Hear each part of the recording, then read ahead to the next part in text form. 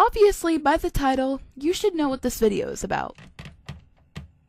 Do you know?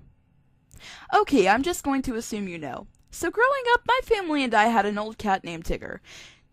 Tigger was mostly my dad's cat. Now we all know I was a stupid kid, and in most cases I still very much am. So one day when I was hugging Tigger, and he tried to get away from me, I held him tighter, and then he bit me. Now, keep in mind, 6-year-old me thought he was being a jerk, when in reality, I was the clingy little kid that wouldn't stop choking this poor cat to death with my embrace until I eventually let go when he bit me. The next morning, I chased the poor guy around with my brother's giant trucks he had at the time. He died 3 years later. My second experience with pets was another cat. My aunt's house is surrounded by animals, well, mostly cats, and one cat had a litter of kittens. So my mother, sister, and I were visiting one day, because we decided we wanted a cat. I wanted a dog, but anyway, we were on our way to having a pet. My sister wanted to name it Princess. 10-year-old me didn't really care about the name, so I said Grace, and my brother wanted to name it Kitty. My parents just assumed we'd start a fight over the name, so we ended up calling the cat Princess Grace Kitty. Obviously, that name was a mouthful, and what's worse is that none of us kids could decide what to call the cat, so it probably never learned what its real name was. We'll call her PGS now. So anyway, when we were still potty training it peed in our vents. My mom is very allergic to cats also, so eventually when PGS was older, we had her become an outside cat. Everything was fine and dandy after that, until we found out she was pregnant. I'm just kidding. But what we did find out was that PGS wasn't a princess or a Grace. Maybe a kitty, I don't know. But she was actually a boy. We didn't know he was a boy, and after the whole name fiasco, my parents just decided to name him Fred because they didn't want to experience that again.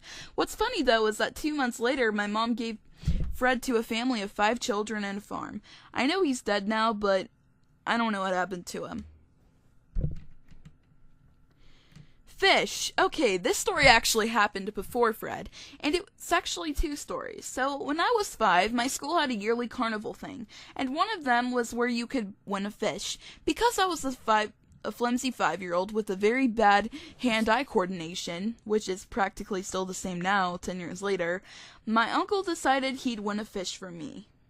We later went to dinner after the carnival, and I remember drawing a picture of her in her bowl, and me sat next to the bowl, and I was saying she was my best friend, which honestly makes this story really sad and depressing because we sat her in her bowl when we came home and went to bed. And the next morning, I saw my fishy friend wasn't moving anymore. And that's how I learned about death! The next story, I was 12 and my sister and brother's carnival came up. It was basically the same thing about getting a fish, so I'm not going to bother with the whole carnival thing.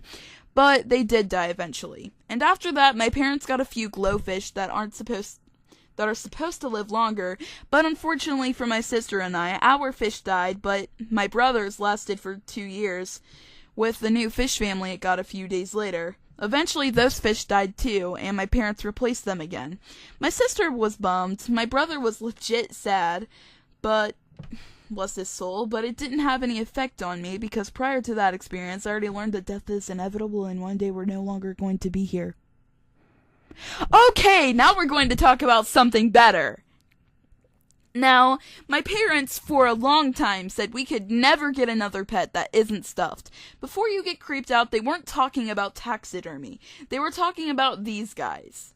But after years of begging and pleading, my parents surprised us with a dog. The naming process was pretty similar, but eventually we all agreed on the name. Riley. Riley is definitely the best dog ever. This was my pet experiences story, so I hope you guys liked it. It's a bit longer, well, by a minute at least, than what I usually do. And hopefully by the audio quality, you can tell that this is actually a Blue Yeti. Thank you, Mom. So now,